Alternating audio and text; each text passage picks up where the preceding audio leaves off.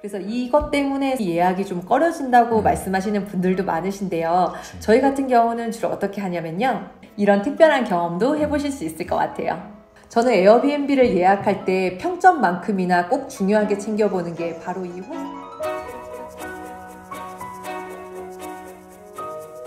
안녕하세요. 세계여행 중인 동아부입니다. 자, 오늘은 드디어 대망의 마지막 편, 드디어 숙소 편입니다. 사실 저희 영상을 보시고 정말 많은 분들이 숙소에 대해서도 질문을 많이 해주셨거든요. 그래서 오늘은 실패 없이 유럽 여행 숙소 구하는 꿀팁을 총 10가지로 정리해서 다 알려드리려고 합니다. 저희가 10년 넘게 에어비앤비를 한 300회 정도 이용했던 것 같거든요. 그래서 거기서 쌓은 저희 꿀팁들을 마구마구 보여드릴 테니까 영상 끝까지 봐주시면 감사하겠습니다.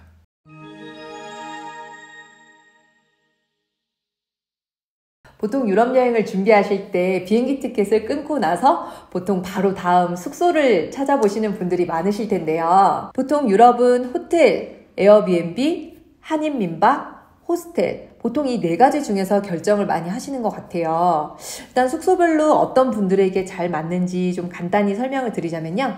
일단 가장 쉽게 예약할 수 있는 곳은 당연히 호텔인데요. 호텔은 2인일 경우에 주로 추천을 드리고요. 아무래도 가장 깔끔하고 부대 시설도 좋고 보통 호텔들은 위치도 다 대부분 좋은 곳에 있는 편이긴 한데 사실 그만큼 가장 비싼 게 호텔이긴 하죠. 그리고 굳이 또 단점을 하나 꼽자면은 아무래도 주방이 없으니까 무조건 외식을 할 수밖에 없어서 좀 식비가 많이 나간다는 점 정도가 단점일 수 있을 것 같고요. 그리고 또 요즘은 에어비앤비로도 숙소 예약을 많이 하시는 것 같아요. 보통 인원이 2인에서 4인 정도 되는 가족에게 주로 추천을 드리고요. 주방이 있는 깔끔한 숙소를 구하면 아무래도 요리를 직접 해먹으면서 식비를 좀 절약할 수 있다는 게 장점이기도 하고요. 그리고 간혹 또 개인실을 사용을 하게 되면은 현지인과 교류도 가능해서 정말 로컬스러운 그런 여행을 즐길 수 있다는 것도 장점이 될 수는 있을 것 같아요. 하지만 조금만 잘못 고르면은 방 컨디션이나 청결 상태가 좋지 않다든지 집주인과의 소통 문제 등을 겪을 수도 있는 것이 바로 에어비앤비인 것 같아요. 그리고 한인민박은 이제 혼자 오신 여행객에게 추천드리는데요. 제일 장점은 한식을 먹을 수 있다는 거. 그리고 또 두 번째로는 그 친구들을 만날 수 있어가지고 혼자 여행 온다 하더라도 외롭지 않고 다양한 여행 정보를 획득을 할 수 있다는 게 장점인 것 같아요. 근데 이제 한인민박은 주로 대도시에만 있고 공용 생활이 불편한 사람들에게 좀 비추를 드리긴 하거든요. 혼여행객의 도미토리 객실은 가격이 괜찮을 수도 있지만은 보통 1인끼리만 사용하는 2에서 3인실 룸은 가격이 높은 편이거든요. 맞아. 근데 요즘 한인민박 중에서는 거의 호텔이랑 비슷한 가격도 많이 있긴 하더라고. 그치. 그리고 마지막은 호스텔인데요. 호스텔도 한인민박과 마찬가지로 혼자 온 여행객들에게는 뭐 친구들도 만날 수 있고 또 여행 정보도 얻을 수 있기 때문에 추천드리기는 해요. 보통 공용 공간도 넓고 공용 주방도 있는 경우가 많아서 요리도 가능한 편이기는 한데 단점으로는 방이나 욕실을 남과 공유해야 되고 또 간혹 청결하지 않은 경우도 많기는 하죠. 그치만 이 4개의 숙박 중에서 가장 가격이 저렴한 곳이 호스텔이다 보니 아직도 젊은 여행객들에게는 가장 사랑받는 곳이 호스텔인 것 같기는 해요. 이렇게 총 4가지의 숙소의 종류에 대해서 말씀을 드렸는데요. 저희가 이번에 유럽 여행할 때 가장 많이 사용했던 건 바로 두 번째였던 에어비앤비였어요. 우선 저희는 2인이다 보니까 사실 2명이면은 호스텔에 침대 2개를 빌리는 거나 에어비앤비 하나를 예약하는 거나 사실 거의 가격이 비슷했었어요. 그래서 기왕이면 둘이서 좀 프라이빗하게 지낼 수 있는 그런 에어비앤비 방을 좀 선호하는 편이었고요. 두 번째로는 주로 현지 재료를 사서 직접 요리를 해먹기를 좀 좋아하기도 하고 또 유럽의 다양한 그런 아름다운 숙소들을 체험해보는 것을 좋아해서 또 에어비앤비를 선호하는 것도 있는 것 같아요. 그리고 세 번째로는 유럽에서는 교통이 편한 역이나 터미널 근처의 숙소는 사실 좀 치안이 안 좋거나 가격이 좀 비싸면서 시설은 그거에 비해서 좀 가성비가 떨어지는 곳이 좀 많았었어요. 하지만 저희는 차가 있었기 때문에 도심에서 살짝만 떨어진 곳으로 찾아보면은 훨씬 가성비도 좋고 널찍하면서 보다 여유로운 유럽의 낭만을 느끼면서 여행을 할 수 있는 그런 숙소들이 꽤 많이 있더라고요. 그래서 저희는 10년 전부터 유럽 여행을 할 때는 주로 에어비앤비를 통해서 그런 현지인의 숙소를 많이 예약하고 있는 편인 것 같아요. 그러다 보니 복잡한 대도시보다 소도시의 여유를 즐기며 유럽의 다양한 숙소도 체험해보고 때로는 로컬들의 삶도 느껴볼 수 있는 기회도 되어서 특별한 추억을 남길 수 있어서 되게 좋았던 것 같아요. 그래, 원래 에어비앤비의 모토도 여행은 살아보는 거야 그거잖아요. 그래서 저희도 이번에 그 살아보는 여행 제대로 한번 즐기고 왔거든요. 자, 그럼 지금부터 본격적으로 실패 없는 유럽 에어비앤비 숙소 구하는 꿀팁 10가지를 말씀드릴게요. 에어비앤비는 호텔과 다르게 방이 많은 게 아니라서 원하는 집을 누가 예약해버리면 아무리 좋은 숙소라도 갈 수가 없어요. 그래서 일단 괜찮은 곳을 찾았다고 하면 무료 취소가 되는 곳으로 해서 일단 먼저 예약하기를 추천드려요. 단 지역에 따라 에어비앤비가 가성비가 좋은 지역도 있고 또 어떤 지역은 주거단지가 아니라서 에어비앤비 숙소는 많이 없지만은 오히려 호텔이 더 가성비가 있는 지역도 있거든요.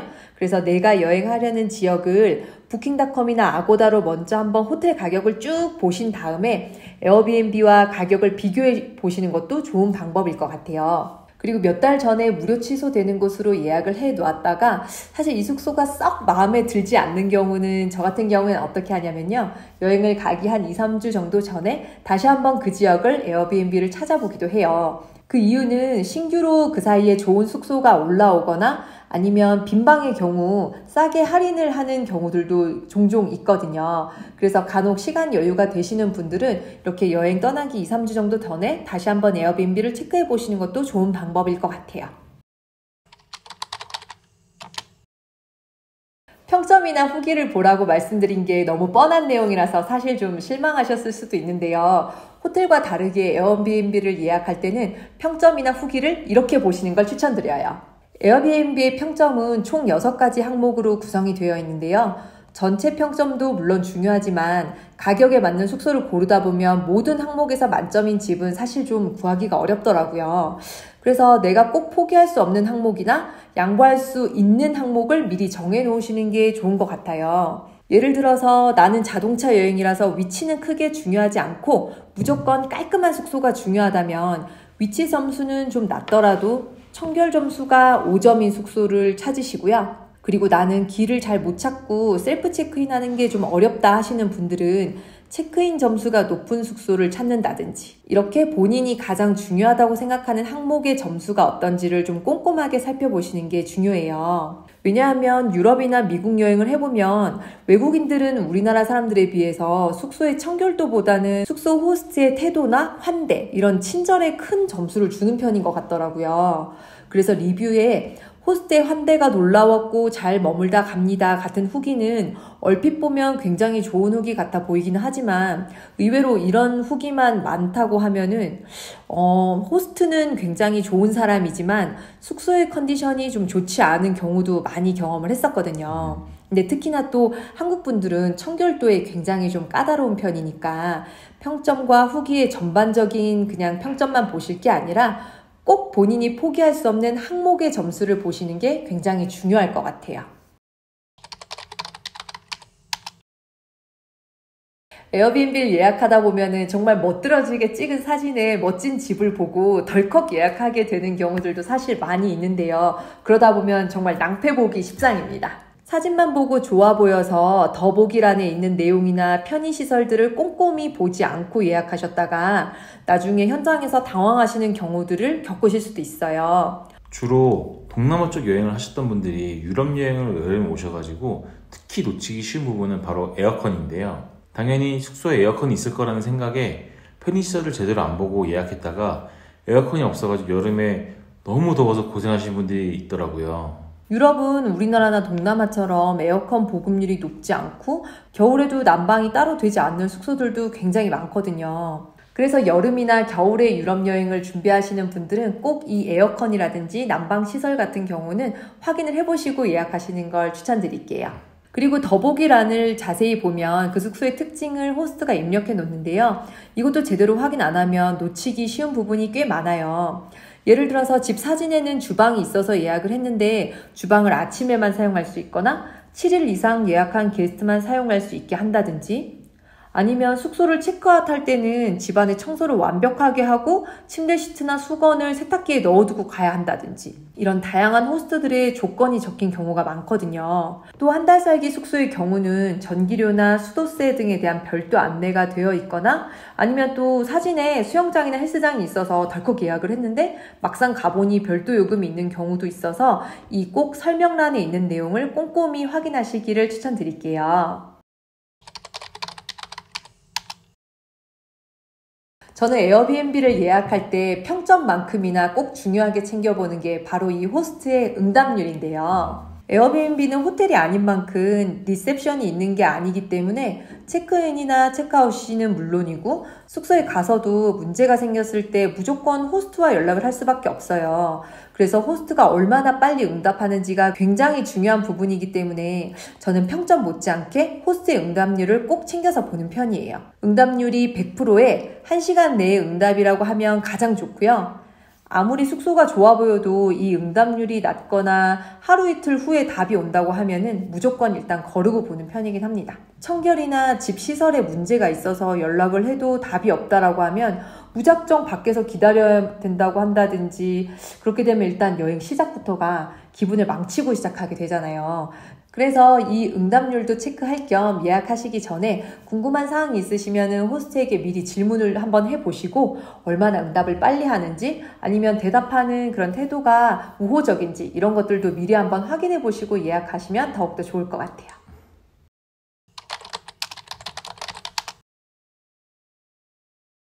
호텔과 다르게 에어비앤비의 특징 중에 하나가 숙소를 예약하기 전에는 정확한 주소를 알 수 없다는 점이에요. 처음에는 대략적인 주소만 알려주고 예약이 완료되고 나서나 아니면 체크인하기 며칠 전이 되어서야 정확한 주소를 알려주는 경우들도 많거든요. 그래서 이것 때문에 사실 에어비앤비 예약이 좀 꺼려진다고 말씀하시는 분들도 많으신데요. 저희 같은 경우는 주로 어떻게 하냐면요. 최대한 에어비앤비에서 제공하는 지도의 위치를 계속 확대 하다 보면은 거의 유사한 위치를 알 수 있겠더라고요. 그래서 그 거의 유사한 정확한 위치를 구글 지도에서 찍어 놓고 주변에 내가 가려는 곳과 거리가 뭔지 뭐 이런 것들을 미리 확인해 보고 가는 방법이에요. 그래도 주소가 정확하지 않아서 불안하시다고 하면은 만약 이게 무료 취소가 가능한 숙소라면은 일단 예약을 하고 나면은 바로 또 정확한 주소를 주는 경우가 많으니까 그 주소를 확인하고 만약에 정 내가 원하는 위치가 아니라고 하면 취소하는 방법도 있으니까 위치 때문에 굳이 불안해 하시지는 않으셔도 될 것 같아요. 그리고 숙소 위치를 구글 지도에 찍어보고 스트리트 뷰를 눌러보면은 집 주변의 환경이나 숙소 가는 길이 오르막인지 길이 캐리어 끌고 가기에도 문제가 없는 길인지 이런 것들을 확인할 수 있으니까 불안하시면 스트리트 뷰도 한번 체크해 보시면 좋을 것 같아요. 가끔 에어비앤비 숙소를 찾다 보면은 유독 감성적인 그런 숙소 사진을 많이 올려놓는다든지 아니면 전체 사진은 없고 이렇게 부분 감성 소품 사진만 많이 올려놓는 집들도 많이 있거든요. 당장은 감성 있고 집이 예뻐 보이긴 하지만 집 전체나 거실 전체, 방 전체의 모습을 알 수가 없어서 막상 가보면 집이 너무 좁거나 채광이 좋지 않거나 또는 창문이 제대로 없어서 환기가 어려운 집들도 많이 있더라고요. 전체 사진이 없으면은 호스트에게 요청을 해서 사진을 받아볼 수도 있으니까 너무 그런 예쁜 감성 사진에만 혹해서 섣불리 예약하시지는 않으셨으면 좋겠어요.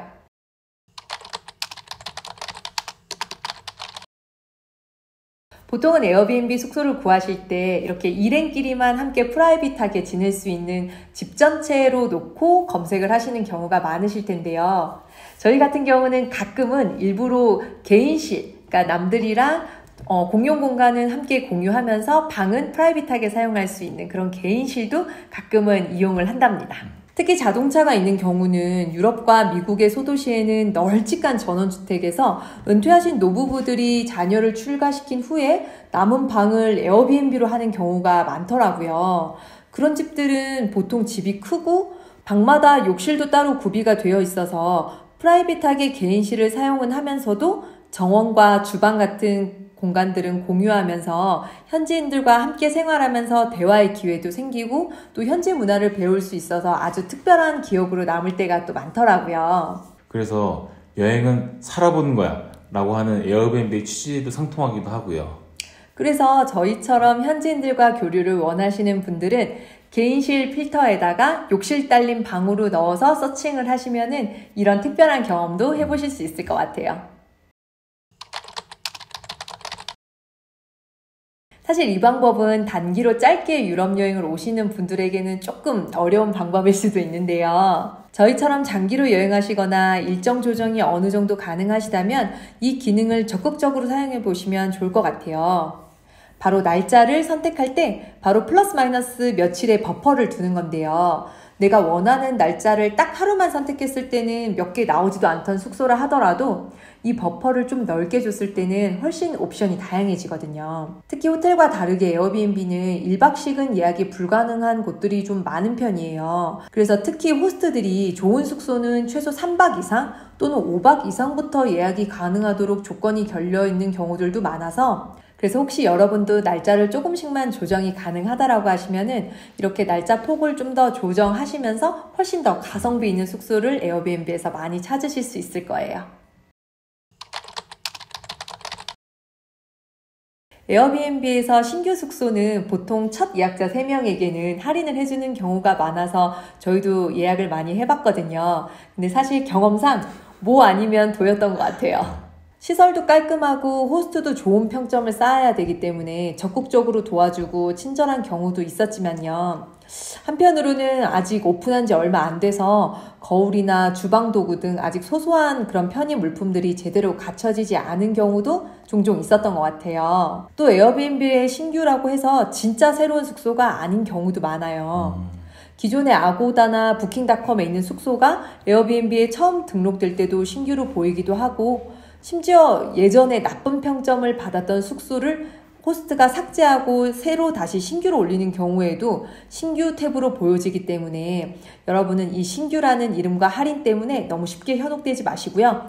해당 호스트가 올린 혹시 다른 방이 있다면 다른 방의 후기까지 좀 꼼꼼하게 체크하시고 예약하시는 게 좋을 것 같아요.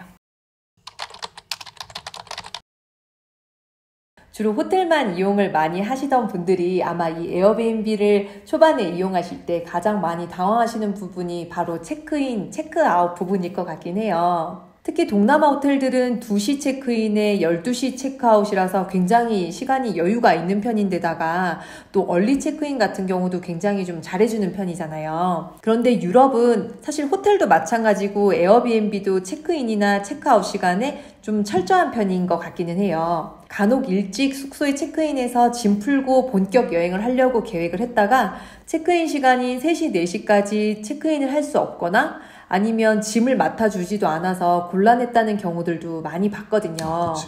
심지어 프랑스의 경우는 저희도 여러 번 겪었었는데 에어비앤비의 경우 호스트들이 퇴근하고 와서 청소를 하고 체크인을 시켜주는 집들도 많이 있어서 거의 저녁 5시, 6시 이후에나 체크인을 할 수 있었던 집들도 좀 많았던 것 같아요. 그런데다가 체크아웃은 오전 9시, 10시로 거의 아침 일찍 쫓겨나듯이 체크아웃 했던 경우들도 많이 있어서 집집마다 체크인, 체크아웃 시간을 꼭 확인하시는 게 좋을 것 같아요.